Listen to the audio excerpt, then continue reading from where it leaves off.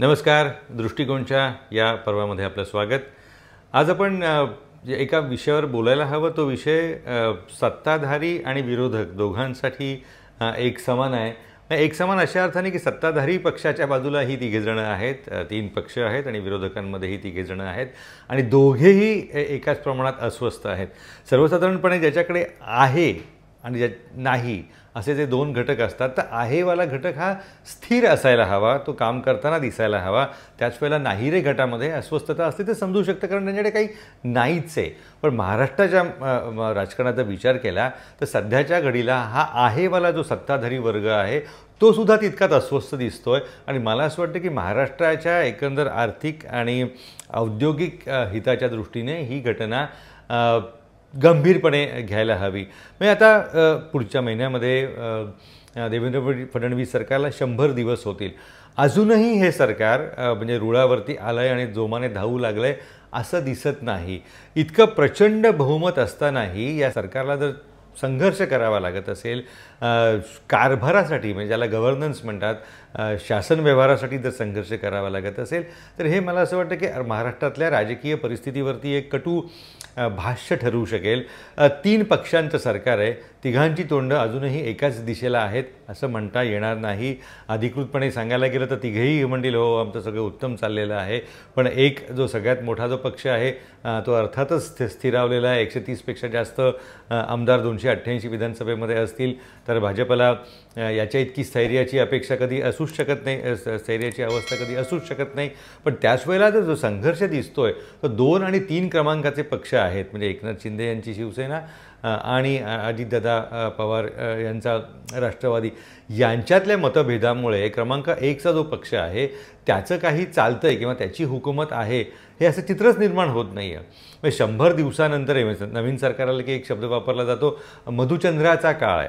आता मधुचंद्राच्या काळात तरी निदान गोडगोड गोडगोड छान छान छान छान सगळं चांगलं चाललं आहे असं दिसायला हवं ना.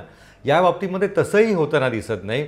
मला असं वाटतं की ही धोक्याची घंटा मानायला हवी. एकनाथ शिंदे म्हणजे मुख्यमंत्र्यांनी बोलवलेल्या बैठकीला एक उपमुख्यमंत्री जात नाहीत, दुसऱ्या उपमुख्यमंत्र्यांनी बोलवलेला तिसरा मंत्री जात नाहीत, भाजपच्या नेत्यांच्या बैठकीला शिवसेनेचे लोक येत नाहीत, राष्ट्रवादीच्या बैठकीला शिवसेनेचे लोक जात नाहीत. हे काही सरकारविषयी चांगली प्रतिमा निर्माण करणारं निश्चितच नाही आहे.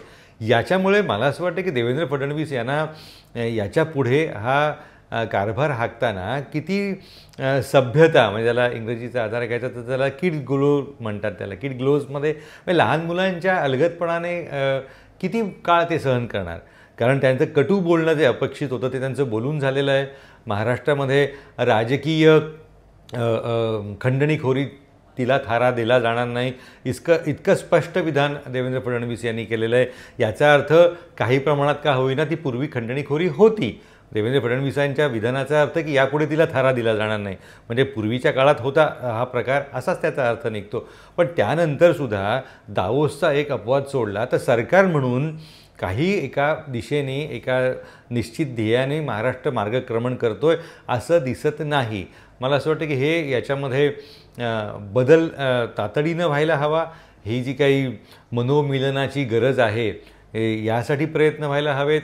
आणि एकंदर भाजपमध्ये जी चलबिचल दिसते की एकनाथ शिंदे यांना भाजपच्या दिल्लीतल्या श्रेष्ठींकडून अभय मिळतं आहे किंवा काय अशा स्वरूपाची एक चर्चा, अफवा, वातावरण हे आहे, ते पण बदलण्यासाठी प्रयत्न व्हायला हवा. याचं ताजं साधं उदाहरण म्हणजे एकनाथ शिंदे यांचा दिल्लीत झालेला नुकताच झालेला सत्कार ज्याला जो शरद पवार यांच्या हस्ते झाला.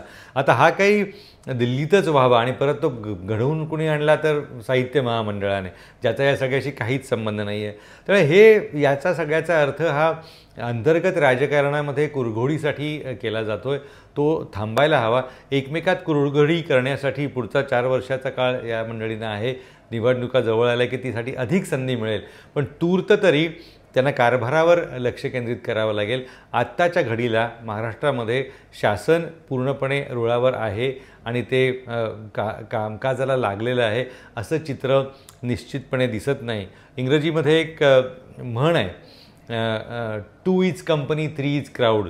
दोघा जणांनी एकत्र असणं हा सहवासाचा आनंद असू शकतो, पण तिघा जणं असणं ही गर्दी असते. तर महाराष्ट्र सरकारमध्ये किंवा महाराष्ट्राच्या राजकारणामध्ये सध्या गमतीचं चित्र असं आहे की विरोधी पक्षही तिघे जणं आहेत, 3 पक्षांची युती आहे आणि सत्ताधारी पक्ष ही 3 आहेत. तर विरोधी पक्षांचं अस्वस्थतेचं कारण समजून घेता येईल. सत्ताधीशांना अस्वस्थतेचं काही कारण असायचं कारण नाही, कारण त्यांची सत्ता आहे, त्यांना राज्यकारभार करून सिद्ध करून दाखवायचं आहे. त्यामुळे 2 इज कंपनी 3 इज क्राऊड हे मला असं वाटतं की सत्ता राबवताना तरी ही म्हण महाराष्ट्राच्या राज्यकर्त्यांनी खरी ठरू देऊ नये.